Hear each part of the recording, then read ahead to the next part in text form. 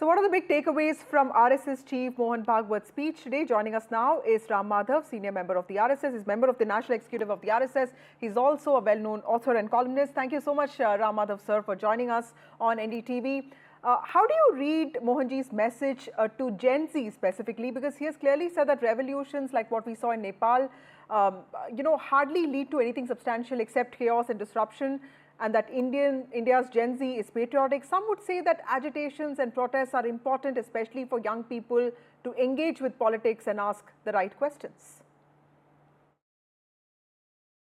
Bhagwat ji talked in the general context of how we should always adopt peaceful and democratic means to express our sentiments, express our resentment, our anger, or whatever it is. In the context, he did refer to incidents that took place in our neighborhood, but not to comment upon the sovereign affairs of those countries. Bhagwat ji's comments are important in the context that we have seen, situations in Ladakh, elsewhere, where protests spiraling to kind of violence and all. Bhagwat ji insisted that, while there is full space for protest, resentment, and all that in democracies, one has to follow peaceful and democratic means. He referred to all the revolutions that had happened in the world in the last several centuries, which proved futile. And he gave a lot of examples. He did not talk only about neighborhood. So it has to be understood that a responsibility rests on the whole country. There can be sometimes anger in the minds of the people, but it has to be always channelized in a democratic and peaceful manner. Right. Ram Madhav sir, let me also ask you a political question here. How do you see Prime Minister Modi's heartfelt note for the RSS that he posted today morning? Yesterday he spoke again very highly of the RSS. He's been praising the RSS at least 3 times in the last 2 months. The opposition is saying that this is only to please the RSS for building consensus on BJP precedent. Of course, there need not be any other view about whatever Prime Minister has said earlier in an article about Bhagwat ji, or yesterday's speech while releasing the stamp and a coin commemorating the centenary of RSS, or the note he released today. It is his genuine sentiment. Remember, Prime Minister Modi has been an RSS activist for almost 6 decades now. He has joined RSS at a very young age, and he grew in that culture, in that tradition. So he has his roots in that. He expressed that heartfelt feeling. Everybody knows, and he himself believes that whatever greatness he has achieved today also is partly because of his association with the RSS, which he has said it several times before. And that is the reason why the government decided to release that commemorative stamp and that coin yesterday. Remember, there was no demand from RSS per se, but because of that goodwill that the whole country has, and also Prime Minister and his colleagues in the government have, they decided that this is the right way of expressing our gratitude to that great organization which has done so much service to this country. So Prime Minister's expression through articles or articulations should be seen as his genuine feeling for a sort of a mother organization which has nurtured him for over 6 decades now. Right. But Mr. Madhav, you've worked very closely with Mohanji. What do you think when, what does he mean when he says that everybody needs to get rid of this us versus them mindset? Because the opposition is specifically saying that the RSS is antithetical to democracy, and this is something that Rahul Gandhi has repeatedly said. They've said that the RSS had no role to play in the freedom struggle, something that the RSS has continuously rebutted. Do you see the rejection of RSS by a certain section of India's political class as a big challenge for the RSS?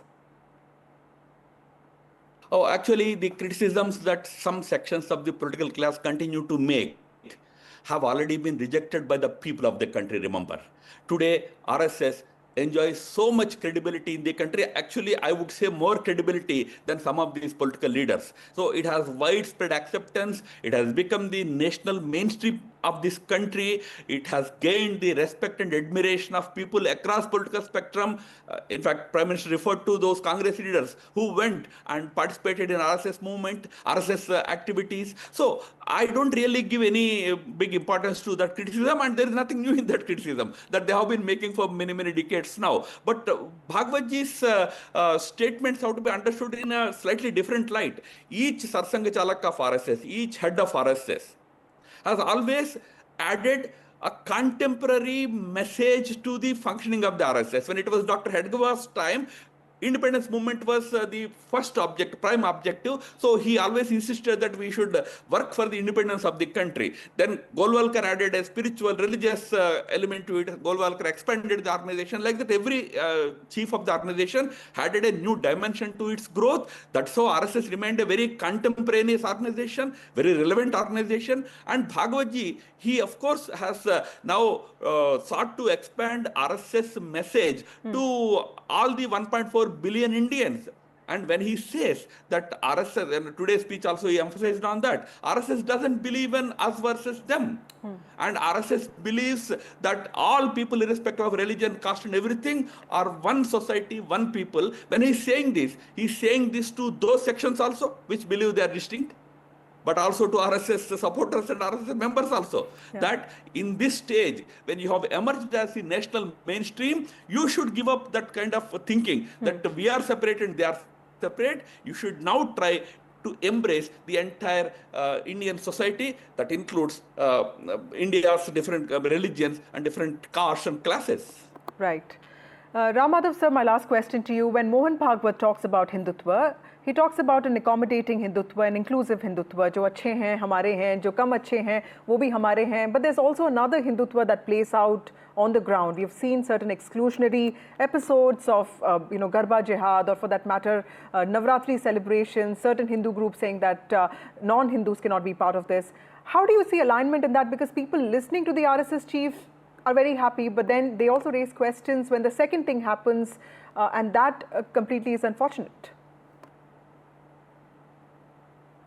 So what RSS stands for is what we hear from the Sarsang Chalak, the chief of RSS. That is the Hindutva, Hindu Rashtra idea that every RSS member, and of course those who support RSS, adhere to and should adhere to.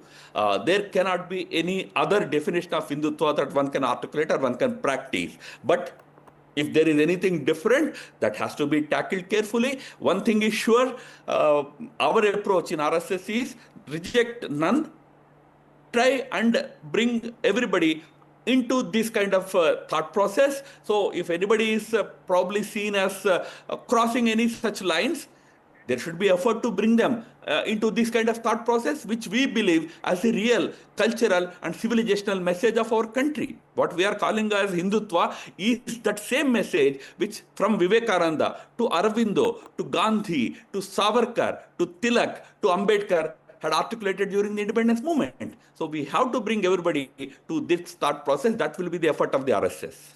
Right. Thank you, Ram Madhav, member of the National Executive of the RSS, for joining us.